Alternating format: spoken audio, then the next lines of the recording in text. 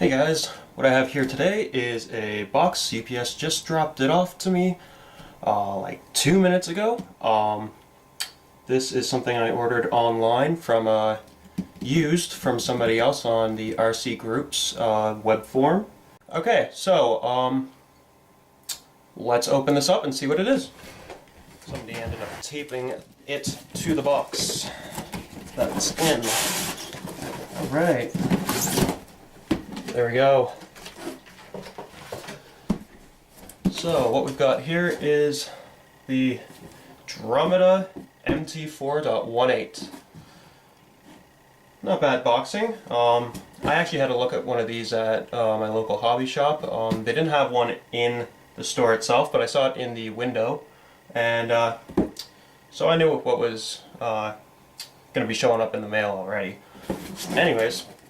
So, like I said, I picked this up used for a little bit less money because I knew I wanted to do some upgrades to it eventually, so I didn't see any point in really spending money on a brand new unit if I knew I was going to be upgrading it anyways.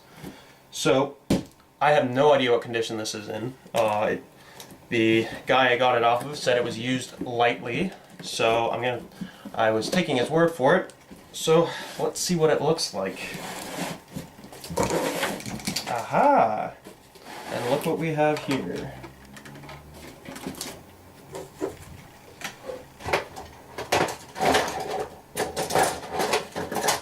So, there you go.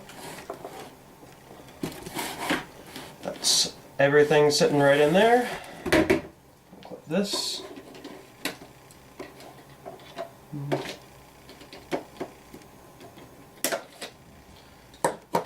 I'll be able to reuse the zip tie. It's pretty long. So, we've got the transmitter. It's a little bit dusty, but all in one piece, looking good. Good start. Alright.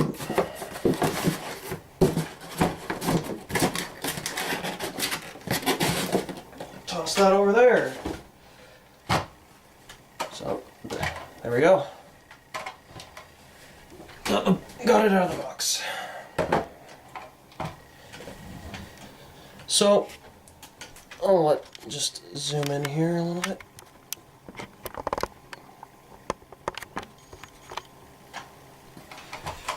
So first impressions are, well, it's exactly what I thought it was. It's pretty small. I love the size of it. I mean, when I was shopping around, I knew I wanted something kind of smaller than you know, the 1/10, 1/8 size stuff, because honestly, it's just too big for me. I don't have anywhere to put that kind of stuff. It's also way too expensive.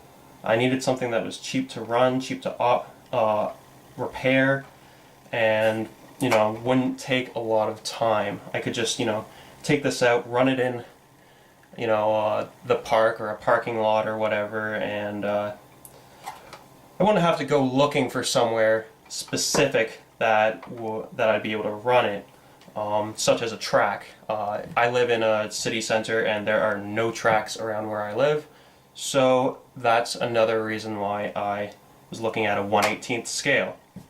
So let's go ahead and take these clips off.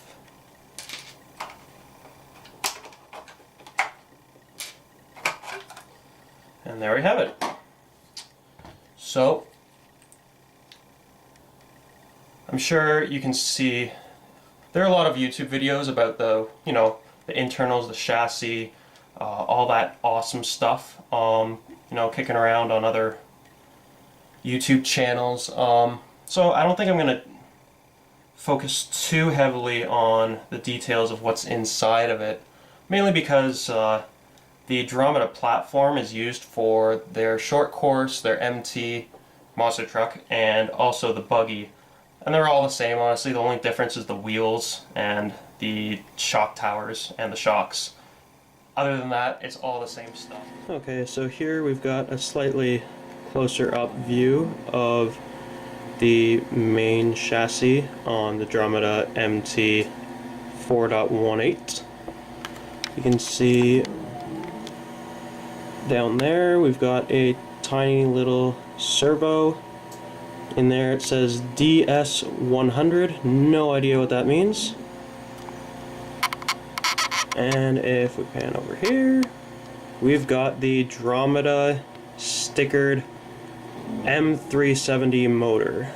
From what I understand, the 370 motor is the standard go-to size for 1/18th scale vehicles. And if we look over here, and you look closely, see, this is what I'm talking about. This looks like it is a bit of shock oil that is leaked out of this. I'm not sure, maybe it was there from when it was filled and a bunch of dirt just got on it. The oil was never wiped off. I don't know. But I do have some 45 weight oil, shock oil, that I got from my local hobby store when I went to get the drivetrain upgrade kit. So I will take that apart and have a look, see if there's any oil lost. I also have a set of shocks coming in for, all aluminum shocks coming in for this Dromida. So even if they are leaking, it doesn't really matter, because pretty soon they'll be running the aluminum. This will be running aluminum shocks anyways. In terms of upgrades, I'm focusing mainly on the drivetrain and the suspension. I'm not planning on touching the ESC and receiver or the motor. I did pick up a replacement servo for this, and I'm on the fence about whether I want to replace that servo saver there. On a number of online web forums, I've had people tell me, or people say, that the servo saver is not very strong and that it's advised to get a stronger one. But you know what? It's, like I said, my first RC. I already bought a bunch of upgrades. I want to see how it runs stock, and then we'll go from there. And to be honest, I'd rather have it save my servos, being a servo saver, than having a super stiff servo saver just transmit all of the force from a crash into the servo and kill it anyways. This is something I like. Back when I was into RC cars, the antennas were enormous. Everything was running on crystals and megahertz. They were just starting to come out with high-end, Futaba 2.4 gigahertz systems, but they were really expensive. The fact that you can find them now on even the entry-level hobby-grade vehicles is awesome. Awesome, awesome, awesome. I remember when I was younger, I had various, transmitters, remote control transmitters for various, toy grade RC vehicles, and somehow the antennas on the transmitters always got bent. So to see that this is all it needs is that little itty bitty stub, is wicked. I just feel like the 2.4 gigahertz technology makes the hobby grade technology a little bit more approachable. It's not daunting, cumbersome. It's just more friendly. So yeah, that's a definite plus. It's something I'm looking forward to.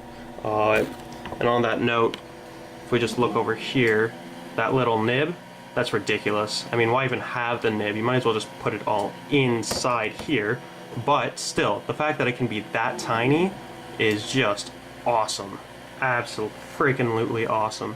Super excited to be using this controller with that much transmitter antenna. The transmitter, honestly, it looks pretty good. I don't know. It's got from what I understand, it's like a very standard casing. They use this for a whole bunch of other RC vehicle kits. It's got a little disc brake, or fake disc with a rotary brake or whatever in there. It doesn't really add to it. I guess it makes it look a little bit cooler. I'm not a big fan of chrome, to be quite honest. I've never been a fan of chrome. I love motorcycles, but I hate choppers. I just find chrome to be really overbearing. I'd rather go for a matte look than chrome any day. But that's just me. Some people might love the look of chrome. They might just want to chrome everything. So, personal preference, right? The trigger, yeah, it's nice. This doesn't look all that ergonomic. But it serves its purpose, does the job. I can get my finger both, get the trigger down with my finger and back into the reverse or brake position really quick. So that's all you really need, right? Down here it's got the Dromida logo, D100, 2-channel, 2.4 gigahertz. Let's see how many batteries it takes. That's one thing that, I was just about to say, that's one thing it didn't come with, was batteries in the transmitter. Well, I am incorrect. I'm a liar, because they are already installed. I guess the previous owner, the guy I got this off of, was using it. Big surprise. Anyways, I didn't expect to get that. I thought he had just forgotten them. So that's awesome. Honestly, I hate AA batteries. I don't think anything should come with AA batteries these days. It just seems so unnecessary. Everything's got its own proprietary battery in it. RC vehicles, they all have their own batteries. I don't see why transmitters can't run off smaller cell lipos or whatever. I mean, yeah, it runs on different voltage, but I just think that would be a way better system if you could, when you're changing out the battery pack on your RC car, you can change out the battery pack on your RC controller. But, I guess that's just not the industry standard right now. Hopefully we'll move to that one day, but for now, that's what I got to deal with.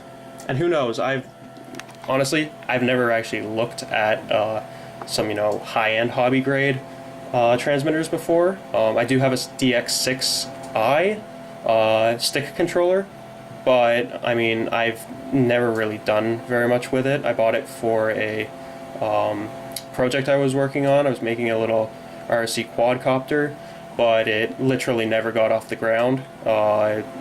So it's just been sitting collecting dust. If I do end up going brushless with this guy here, you can guarantee that I'm going to be using the DX6i rather than getting a Spectrum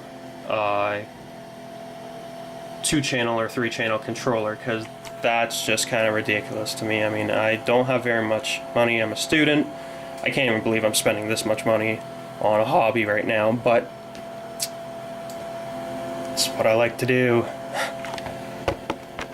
But yeah, overall, as a first impression, I'm liking what I see. I mean, this is kind of what I wanted to get. Like I said, I wanted something small, something I could bash around on and it'd take a beating, but not cost too much when I did break something. I also actually already went ahead and bought the upgrade parts for it, mainly because I wanted them. I saw this, I wanted this, saw this, I knew I wanted it. Reasons why I got the MT. Honestly, this is my first RC vehicle, and I used to follow RC trucks, more or less the nitro type trucks, about 8 years ago. And I was really into them, but I could never afford it because I was younger, didn't have a job.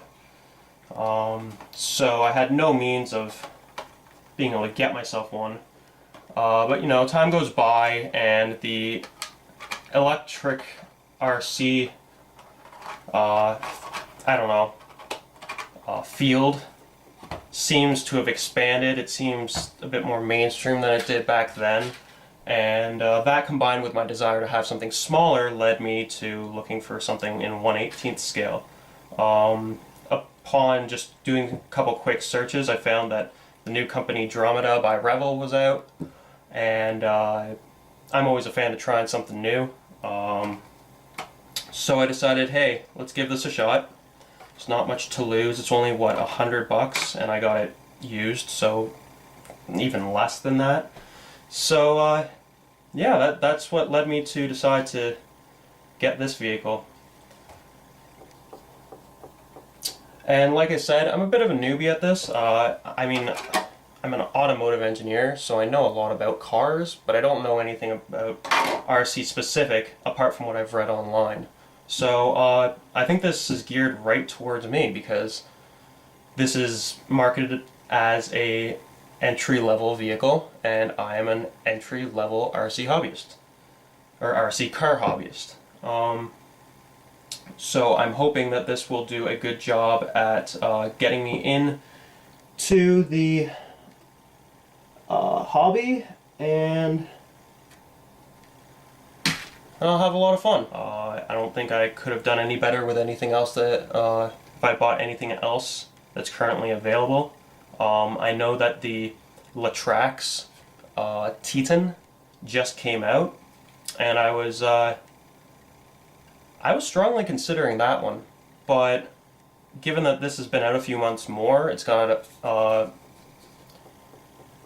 well, all the local hobby shops have parts for it already, and they've actually, my local hobby shop only just started getting these in, and it's been a couple of months, so yeah, I can only imagine how long it's going to take for them to start getting Latrax Titan aftermarket, you know, upgrades, not just the parts, but the upgrade parts in stock. I can only assume it's going to be a while. So, yeah, there you go.